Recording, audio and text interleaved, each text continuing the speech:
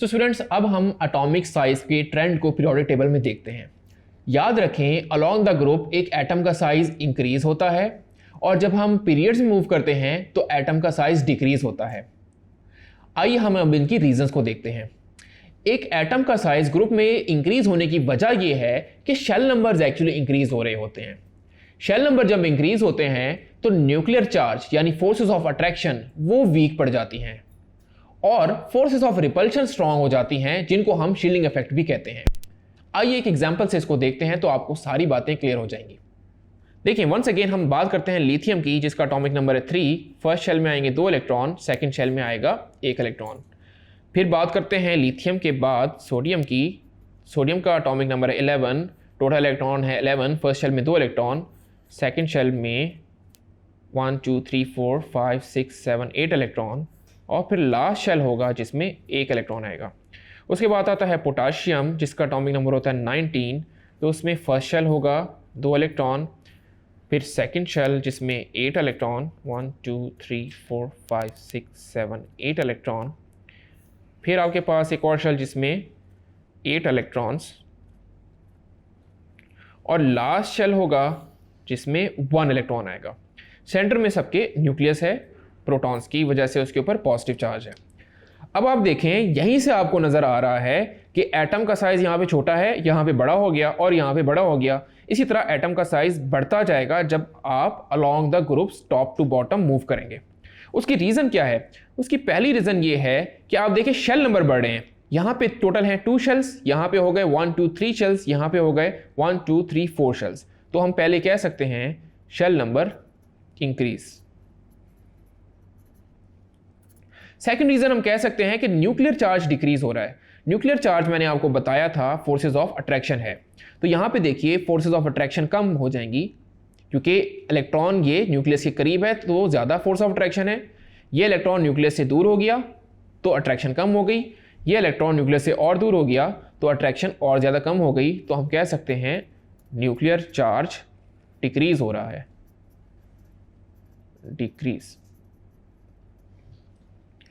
और third point is कि forces of repulsion जो कि हम पहले पढ़ के आए हैं यानी शील्डिंग इफेक्ट वो इंक्रीज हो रहा है, जिससे एटम का साइज बढ़ जाएगा। तो third point is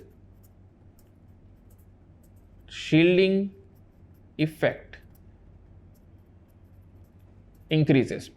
shielding effect को एक दफा फिर देख लेते हैं कैसे इंक्रीज हो रहा है कि इस एक वैलेंस शेल पे 2 इलेक्ट्रॉन रिपल्शन क्रिएट कर रहे हैं, इस एक वैलेंस शेल पे 8 + 2 10 इलेक्ट्रॉन रिपल्शन क्रिएट कर रहे हैं और इस वैलेंस शेल पे 8 + 2 10 एंड 8 18 इलेक्ट्रॉन यहाँ पे repulsion force of repulsion create कर रहे हैं और फोर्सेस ऑफ रिपल्शन को ही हम शील्डिंग इफेक्ट कहते हैं। आइए स्टूडेंट्स अब एटम के साइज का ट्रेंड अलोंग द पीरियड्स देखते हैं। मैंने आपको बताया है कि एक एटम का size along the period less होता है। आइए उसकी रीजन देखते हैं। स्टार्ट वंस अगेन करते हैं लिथियम से, जिसका एटॉमिक नंबर 3, जिसको अब हम सेंटर में आएगा न्यूक्लियस। फर्स्ट शेल में आ जाएंगे 2 इलेक्ट्रॉन और फिर एक और शेल होगा जिसमें आ जाएगा 1 इलेक्ट्रॉन। लिथियम के बाद आता है beryllium, atomic number is 4। Once again first shell will be having 2 electron, फिर नेक्स्ट शेल आएगा जिसमें 2 इलेक्ट्रॉन्स आ जाएंगे। बेरिलियम के बाद आएगा बोरॉन। फर्स्ट शेल में आ जाएंगे वंस अगेन 2 इलेक्ट्रॉन, सेंटर में न्यूक्लियस और नेक्स्ट शेल में आ जाएंगे 1 2 3 इलेक्ट्रॉन्स। बोरॉन के बाद आएगा कार्बन, उसी तरह फर्स्ट शेल में 2 इलेक्ट्रॉन्स और फिर नेक्स्ट शेल होगा जिसमें 1 2 3 4 इलेक्ट्रॉन। कार्बन के बाद आएगा nitrogen. First shell would be having 2 electron, next shell 1 2 3 4 5। इन सब में आप देखिए कि along the period proton number क्योंकि इंक्रीज हो रहा है तो नंबर ऑफ प्रोटॉन्स इंक्रीज हो रहे हैं। तो प्रोटॉन यहाँ पे होंगे 3, इधर प्रोटॉन होंगे 4, बोरॉन में प्रोटॉन होंगे 5, कार्बन में 6 और नाइट्रोजन में 7। अब आप देखिए प्रोटॉन मतलब पॉजिटिव चार्ज। पॉजिटिव चार्ज यहाँ पे हो गया 3, यहाँ पे पॉजिटिव चार्ज बढ़ गया यानी न्यूक्लियस का पॉजिटिव चार्ज डेंस हो गया, स्ट्रांग हो गया। तो ये पॉजिटिव चार्ज इन इलेक्ट्रॉन को ज़्यादा अट्रैक्ट करेगा। यहाँ पे पॉजिटिव चार्ज और ज़्यादा डेंस या स्ट्रांग हो जाएगा जो कि इन इलेक्ट्रॉन को और ज़्यादा अट्रैक्शन क्रिएट करेगा। यानी हम कह रहे हैं कि जब हम अलोंग द पीरियड मूव करेंगे तो एक्चुअली फोर्सेस ऑफ अट्रैक्शन यानी न्यूक्लियर चार्ज इंक्रीज हो रहा है, न्यूक्लियर चार्ज इंक्रीजेस।